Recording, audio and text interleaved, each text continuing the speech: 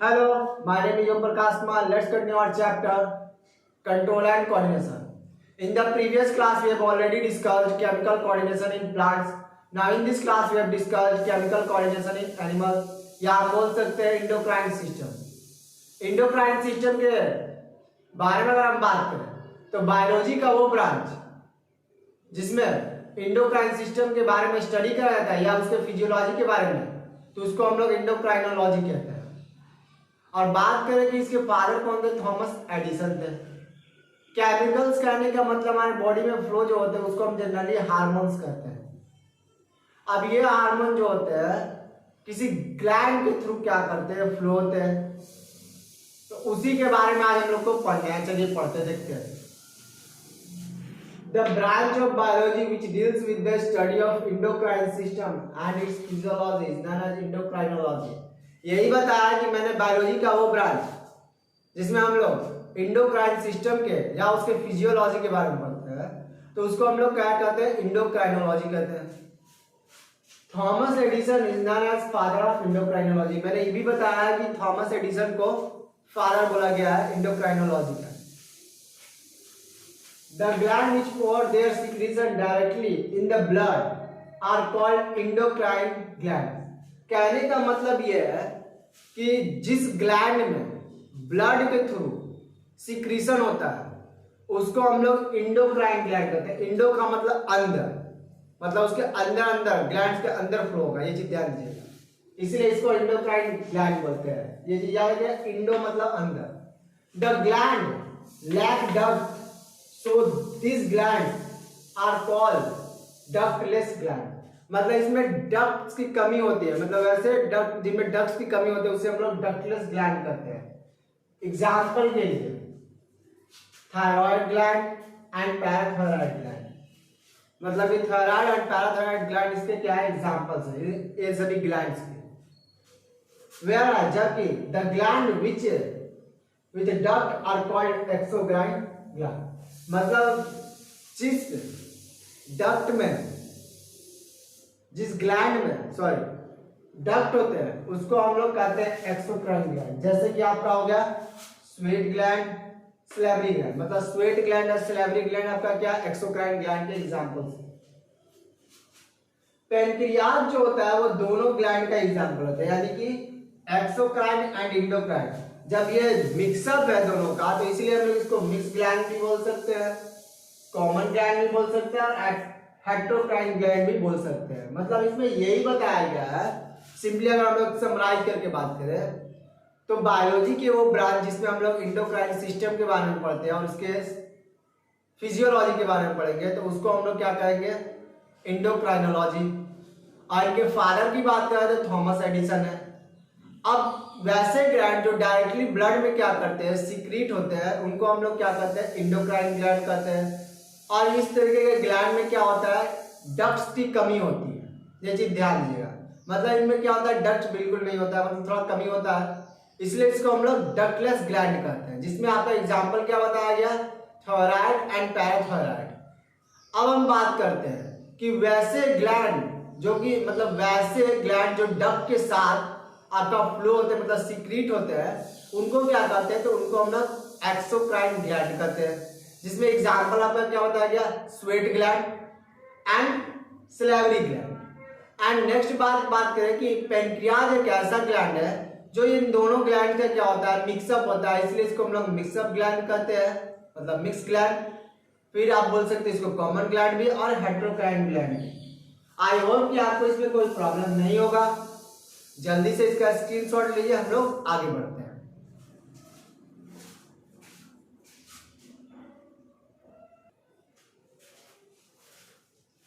I hope कि आप लोगों को उसमें कोई प्रॉब्लम नहीं होगा। अब हम बात करेंगे हार्मोन, मतलब जो केमिकल सीक्रेट होता है इंडोक्राइन ग्लैंड से, उसी को हम लोग हार्मोन्स कहते हैं। ये चीज ध्यान दीजिएगा। हार्मोन्स को हम लोग जनरली अगर हम बात करें तो और किस नाम से जानते हैं, तो प्राइमरी मैसेंजर।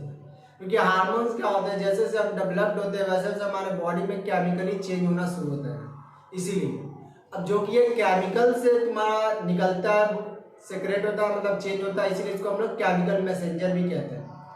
और जो हार्मोन जो होता है इसको फर्स्ट बार किन्होंने टर्म दिया तो वो थे स्टार्लिंग। यही बोला गया इसमें, देखिए chemical secreted by endocrine glands are called hormone. मतलब मैंने यही बताया कि वो केमिकल जो सिक्रीट होता है, मतलब जो निकलता है किससे, एंडोक्राइन ग्लैंड से, उसको हम लोग हार्मोन्स कहेंगे। ये चीज ध्यान दीजिएगा।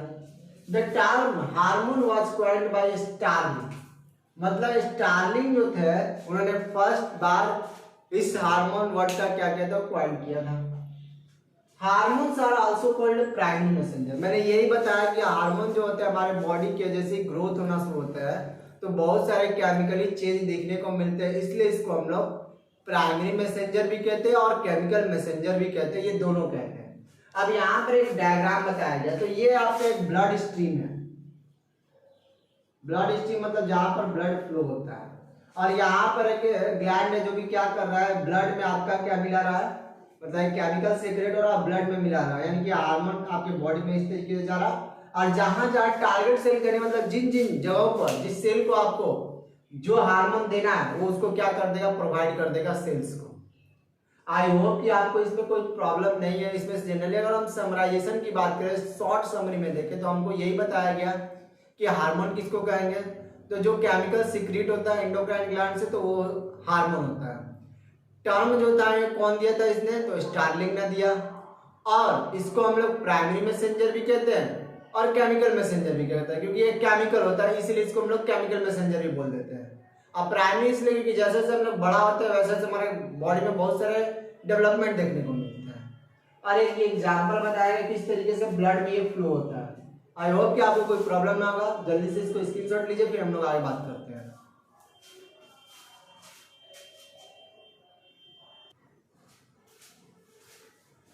आई होप कि आप लोगों को वहां तक कोई प्रॉब्लम बिल्कुल नहीं होगा। अब हम लोग बात करेंगे हार्मोन्स के फिजिकल एंड केमिकल कैरेक्टर के बारे में, मतलब उनके प्रॉपर्टीज के बारे में।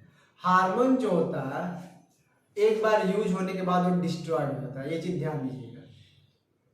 एक्सेप्शन में सिर्फ आपका एक है और वो है थायरॉक्सिन। मतलब कहने का ये है कि जब हमारा बॉडी हार्मोन यूज कर लेता है उसको स्टोर नहीं कर सकता। एक्सेप्शन में आपका थायरॉक्सिन इसलिए ये हार्मोन है क्योंकि थायरॉक्सिन में आपका कैल्शियम जो होता है रिलीज होता है, और कैल्शियम हमारे बोन्स में वगैरह स्टोर होता है और ब्लड में स्टोर होता है। ये चीज ध्यान दीजिएगा, जिससे हमारा कैल्शियम से बोन्स वगैरह क्या होता है, मजबूत होता है। फिर अगर हम हार्मोन्स की बात करें तो हार्मोन जो आता है आपका ब्लड स्ट्रीम में फ्लो होता है, मतलब हमारे ब्लड में फ्लो होता है। ये चीज ध्यान दीजिएगा। चलिए देखते हैं उसी के बारे में लिखा हुआ है।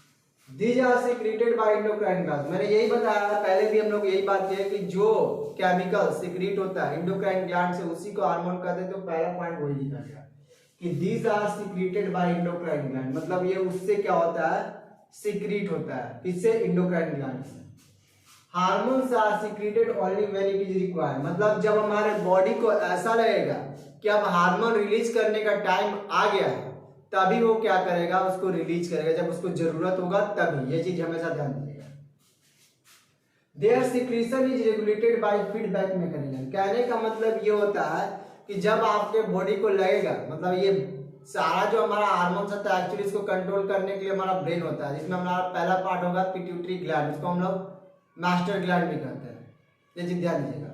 तो उसी की बात कर रहा है, मतलब उसको अगर ये लगता है कि मतलब कि हार्मोन जब ज्यादा रिलीज हो गए तो उसको क्या करेगा, तुरंत प्रेस करेगा, मतलब दबाएगा कि अब कम रिलीज होना है। ये चीज ध्यान दीजिएगा। इसीलिए लिखा गया है फीडबैक मैकेनिज्म, मतलब जब ऐसा लगेगा तो ज्यादा रिलीज हो गया तो उसको कम कर दिया जाएगा, और जब ये लगेगा कि कम रिलीज हो गया तो उसको ज्यादा करने का सोचेगा। ये चीज ध्यान दीजिएगा। These are generally released in blood stream। मैंने यही बताया कि ये ज्यादातर जो हमारे होते हैं ब्लड स्ट्रीम, मतलब जिसमें ब्लड फ्लो होता है उसी में हमारा क्या होता है, हार्मोन भी रिलीज होता है, जो कि मैंने उस फिगर में बताया भी है। The molecules of most of the hormones are small। Generally अगर हम बात करें ब्लड जो होता है तो उसके मॉलिक्यूल्स भी छोटे होते हैं, तो इसके भी मॉलिक्यूल्स छोटे होते हैं, जिसकी वजह से ये ब्लड में क्या होता है, घुल जाता है। ये चीज ध्यान दीजिएगा, यानी ये ब्लड से भी छोटा होता है।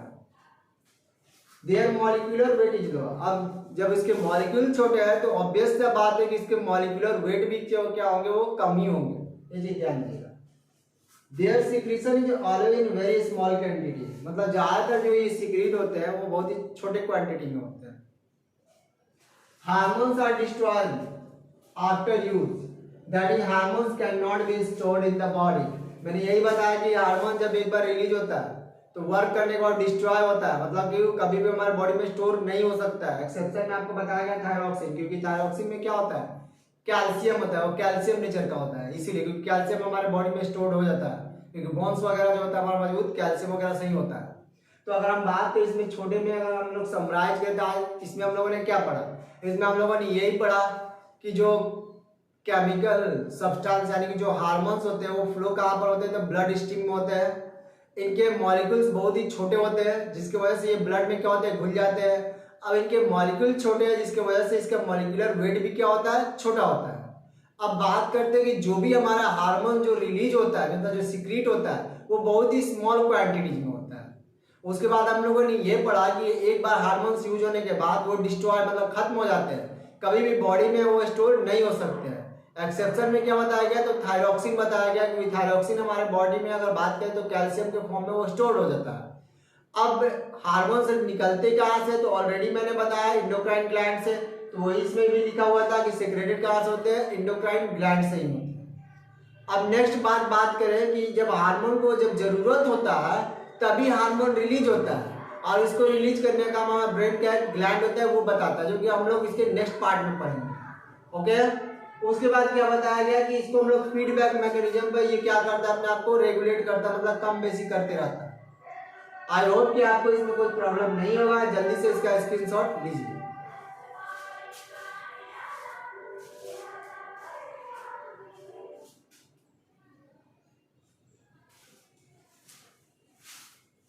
आई होप कि आप लोगों को ये वीडियो बिल्कुल पसंद आया होगा। अगर पसंद आया तो वीडियो को शेयर करिए, लाइक करिए, अपने दोस्तों को भी बताइए इस चैनल के बारे में। Thank you.